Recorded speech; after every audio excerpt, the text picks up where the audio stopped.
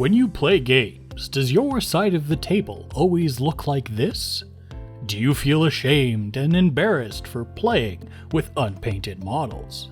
Well, don't. The idea that you have to conform to some ridiculous standard just to play a game is dumb. Just roll dice and have fun.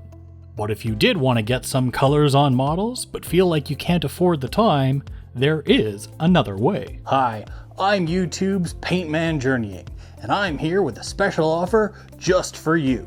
With just 3 easy painting sessions, I can take you from palette to plinth so that you spend less time. Before I take this tangent too far and you actually think I'm trying to sell you something, I'm not. What I'm trying to sell you on though is the idea that when painting for the tabletop, models can be finished at different stages, and that you could have a good looking army but still play with it between sessions at the palette.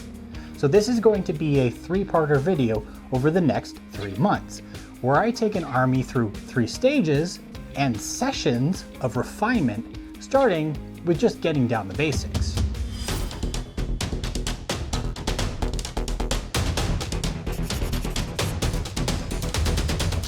First, I guess, I'm going to need an army. Well, One Page Rules has me covered there, as it's the first month for the new Dwarf Guilds from Grimdark Future. Seeing as how this is the ground floor for them, we'll start off with their main unit, the Warriors, with both male and female and helmeted options.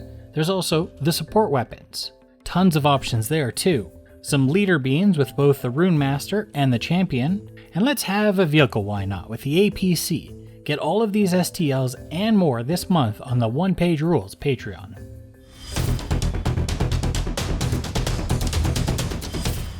I've been at this hobby for a long time, and there's an unwritten rule when it comes to painted armies. Actually, I don't go to tournaments, so maybe it is written. Anyway, the rule is at least 3 colors.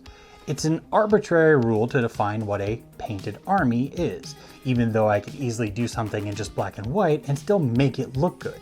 So as you can tell, I'm not much of a fan of painting rules. But if we must, then we must.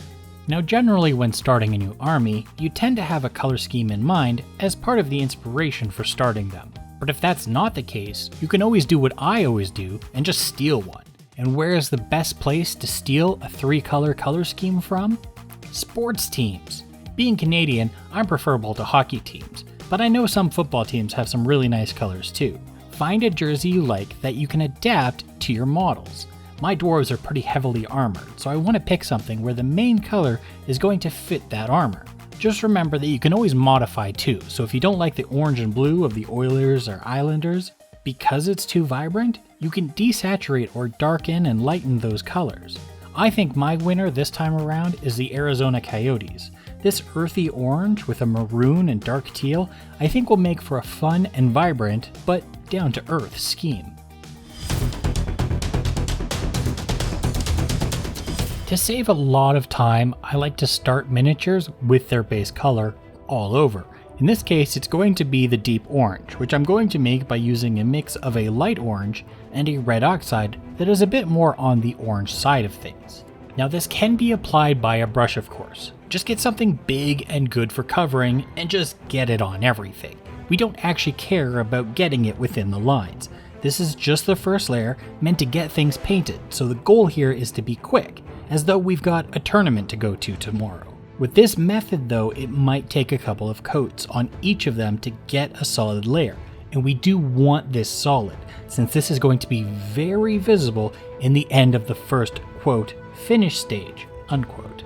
Speaking of quick though, the quickest way to do this is always going to be the airbrush, which is what I usually prefer to use for this, getting a solid and even layer in much less time than a brush. But both are valid ways of doing it, so don't sweat it if you don't have one. Now I prime these guys in gray, because it would be best for my orange, and there are sprays that are gray. But really, whichever color is going to be best for your base color is best.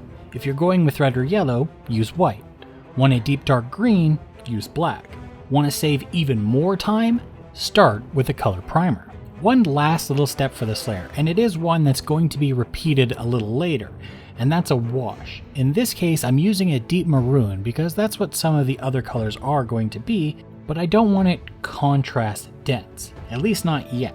So that's why I thinned it out first with some medium and thinner, and I'm just putting on a light layer. Its purpose is to darken all the recesses, almost like a black lining, but a little more of a gradient and a little more overall, which is what thinning out contrast should do.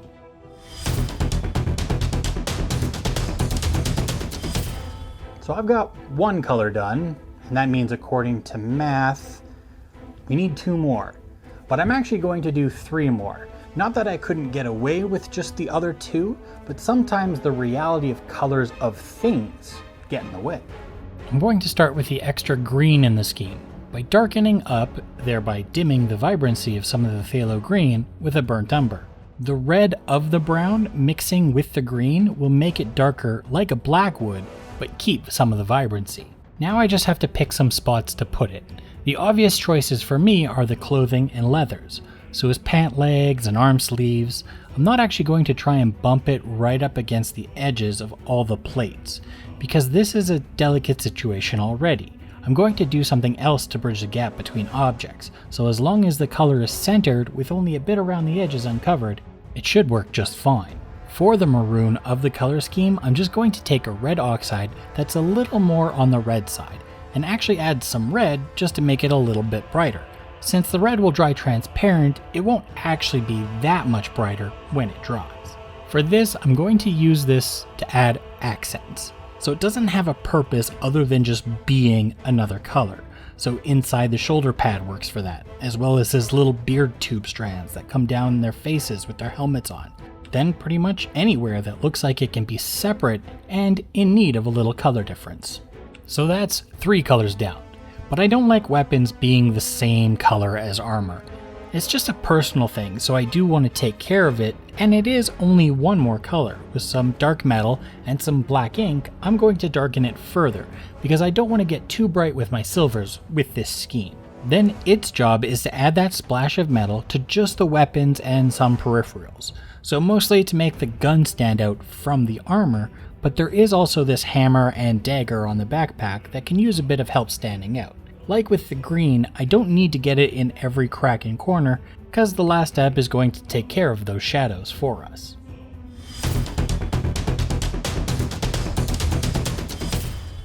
Now that we've got all our colors, we can give them a little definition using some contrasts or washes. For the green, I'm just going to use a dark green contrast style paint. The reason I left corners and edges alone is because now they're going to get flooded by this stuff. By just layering it on and letting it spread out, it'll fill in those gaps a little more easily than trying to paint them in ourselves, and also shade the rest of it. It's also a useful time to change some colors up if we need to with a filter. So my maroon and orange came out pretty close in hue, so they're hard to tell apart. But by adding this magenta contrast style paint, I can make that color a little more purple and a little more visible. And I do try and keep it to the locations intended.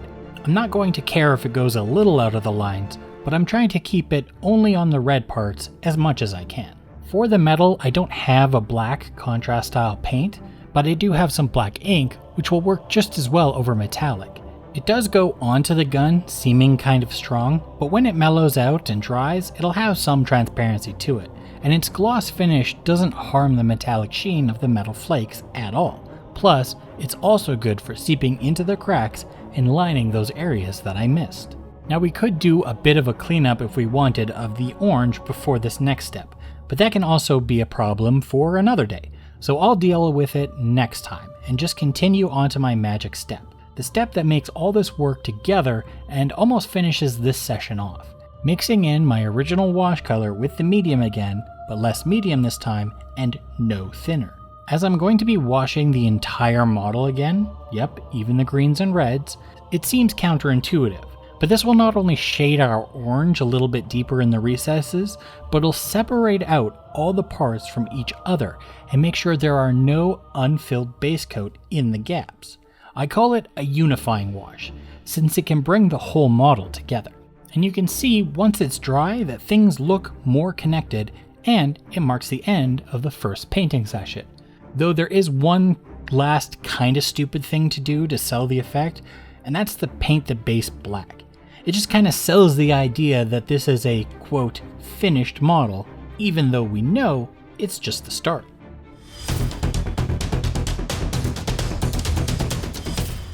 So will I be putting these on Instagram at this stage? Definitely not. They are a little sloppy and not that well defined, but I would put them on the table to play a game with, and not get dirty looks for them not being painted. So to recap what this session entails, first, start with a base color that will be used for most of the model. Give it a light wash. Base coat some other colors to make up the color scheme and give each of them some kind of contrast or wash. Then wash the whole thing again and paint the base some kind of solid color. Next time we're going to have fun adding all the details like highlights, add a few extra colors on some of the smaller or unique bits, and probably pick out some extra details. Until then, make sure you check out the Dwarf Guild's models on the One Page Rules Patreon, to which I've linked in the description. Please subscribe if you like this video, and check the link in the description to my Discord, where I talk all sorts of nonsense about miniatures painting, provide critique on paint jobs, and occasionally stream.